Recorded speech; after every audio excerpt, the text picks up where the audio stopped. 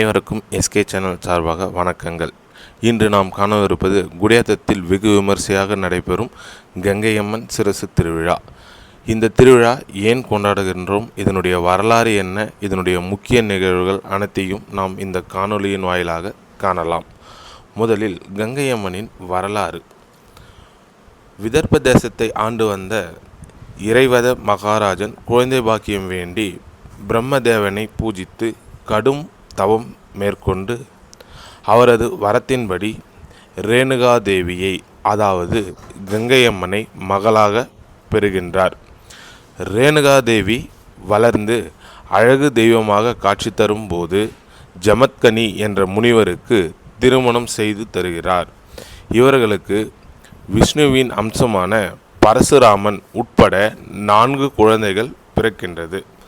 நாள்தோறும் ரேணுகாதேவி தாமரை குளத்தில் நீராடிவிட்டு தன் கற்பு நெறியால் மண்ணில் குடம் செய்து தண்ணீர் எடுத்து வருவது வழக்கமாகும். அவ்வாறு ஒரு நாள் மண்குடத்தில் தண்ணீர் எடுக்க தாமரை குளத்தை நோக்கிய வேளையில் ஆகாச மார்க்கமாக செல்லும் கந்தர்வன் சாயலை நீரில் கண்டு வியந்து நிற்கின்றார். அக்கணமே அன்னையின் கற்பு நெறி கலங்கப்பட்டு மண்குடம் உடைந்து மீண்டும் மண்ணாகி போகிறது. ஜமத்கனி முனிவர் தனது ஞானத்தால் ரேணுகாதேவியின் கந்தர்வ அழகில் மயங்கி கற்பு நெறி கெட்டதை உணர்ந்து தன் மகன்கள் 4 அழைத்து, உன் தாயின் தலையை வெட்டி கொன்று விடுங்கள் என கட்டளையிடுகின்றார். தாயின் தலையை வெட்ட மூவரும் தந்தையின் கட்டளையை மறுத்து விடுகின்றனர். பரசுராமன் மட்டும் தந்தை சொல்மிக்க மந்திரம் இல்லை என்பதற்கு எடுத்துக்காட்டாக வெள்ளமென உடைந்து பெருகும் கண்ணீரை வரும் வழி துடைத்தெறிந்துவிட்டு ரேணுகாதேவியின் தலையை வெட்ட புறப்படுகிறார். தன் மகன் தன்னை வெட்ட வரும் தகவல் அறிந்து உயிரை காத்து கொள்ளும் பொருட்டு அன்னை ஓடுகிறார். ஓடி வரும் வழியில் பறைசாற்றுபவர் வீட்டில் தஞ்சம் புகுகின்றார். அங்கும் பரசுராமன் பாசத்தை தூக்கி எறிந்துவிட்டு ஆக்ரோஷமாக வருவதை கண்ட ரேணுகாதேவி அங்கிருந்து சென்று சலவை தொழிலாளி வீட்டில் அடைக்கலமாகின்றார். தந்தையின் கட்டளையை நிறைவேற்றும் ஆவேசத்துடன் மகன் வருவதை கண்டு ஓடும் ரேணுகாதேவி உடல் எங்கும் கொப்புளங்கள் பூக்க மீனவர் வீட்டில் கண்ணீர் கம்பளமாக மறைந்து கிடக்க அங்கு வந்த பரசுராமன் தன் தாயின் தலையை வெட்டி வீழ்த்துகின்றான். தாயின் தலையை வெட்டிய கையோடு ஆறாக பெருக்கும் கண்ணீருடன் தந்தை முன் நின்ற பரசுராமன் ஜமத்கனி முனிவர், தந்தையின் கட்டளையை நிறைவேற்றிய நீ என்ன வரம் வேண்டும் கேள் என்கின்றார். மீண்டும் தன் தாயை உயிர்ப்பிக்க செய்யும் வரத்தை பரசுராமன் தந்தையிடம் கேட்க ஜமத்கனி முனிவர் கொடுத்த வாக்கின்படியும் தந்தை தந்த மந்திர நீரை எடுத்துக்கொண்டு தாயை வெட்டி வீழ்த்திய இடத்தில் பரசுராமன் வந்து நிற்கின்றார். அங்கே காலகதியால் தலை வெட்டு கிடந்து சண்டாளச்சி உடல் தலையை தவறுதலாக பொருத்தி மந்திர நீரை தெளித்து உயிர் பிழைக்க வைக்கின்றார். உயிர் பெற்ற அன்னையை ஆனந்த கண்ணீரோடு வணங்கி நின்றார் பரசுராமன். கற்பு நெறி மற்றும் தந்தை சொல்மிக்க மந்திரம் இல்லை ஆகியவற்றை அழுத்தி போதிக்கும் நிகழ்வுகளின்படி இத்திருக்கோயிலில் வைகாசி மாதம் 1ஆம் தேதி கங்கையம்மன் சிரசு திருவிழா ஆண்டுதோறும் வெகு சிறப்பாக நடைபெறுகின்றது. இப்பொழுது நாம் பார்த்து கொண்டிருப்பது கங்கையம்மன் வரலாற்றை கண்டோம். இப்பொழுது அந்த சிரசானது சண்டாளச்சியின் உடலை நோக்கி கோயிலினுள் வந்து கொண்டிருக்கின்றது. இன்னும் சற்று நேரத்தில் அம்மன் அந்த உடலை அடைந்து நமக்கு காட்சி தருவார். அதே போன்று இப்போது நம்ம அம்மனின் கண்களை பார்த்தால் வெள்ளை நிறத்தில் காணப்படும்.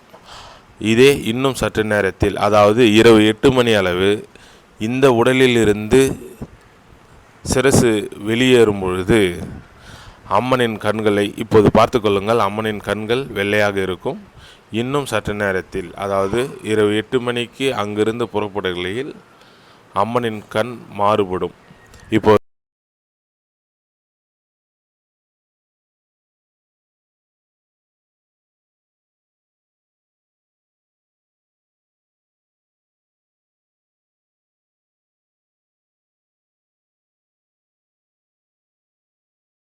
கண் திறப்பும் நிகழ்ச்சியானது வெகு விமர்சையாக நடைபெற்று கொண்டிருக்கின்றது. அதனை கண்டுகளித்துக் கொண்டிருக்கின்றோம்.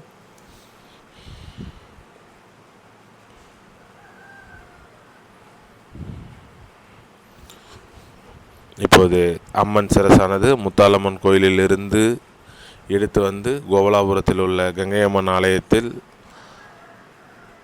சிரசு வைத்து கண் திறப்பு நிகழ்ச்சி வெகு விமர்சையாக நடைபெற்றது.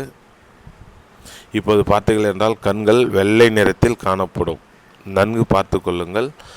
இன்னும் சற்று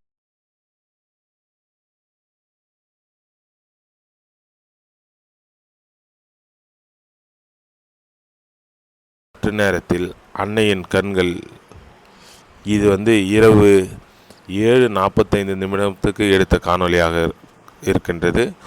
இதில் பார்த்தோம் என்றால் கண்கள் சிவந்த நிலையில் காணப்படுவதை நாம் அனைவராலும் காண முடியும்.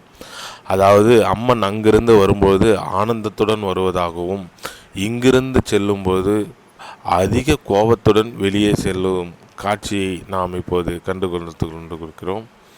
இதோ இரவு 8 மணிக்கு திரும்பும் சிரசானது இறக்கப்படும் நிகழ்ச்சி நடைபெறுகின்றது.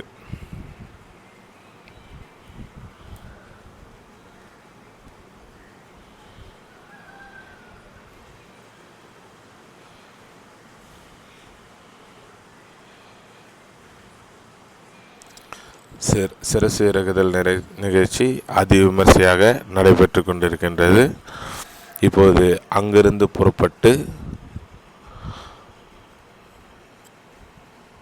சுண்ணாம்புப்பேட்டையை நோக்கி அம்மன் வரும் காட்சியை இப்போது நாம் காணவிருக்கின்றோம்.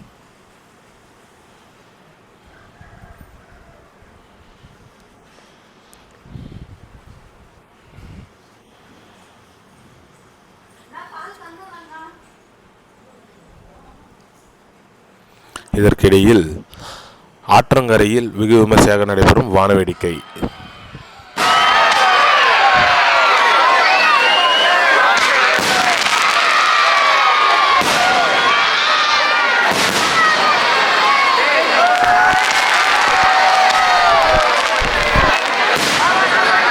இப்போது கடைசியாக அம்மன் கண்கு கழுவி இந்த இடத்திலிருந்து மீண்டும் அடுத்த வருடம் இதே நாளில் நாம் சந்திக்கும். நன்றி.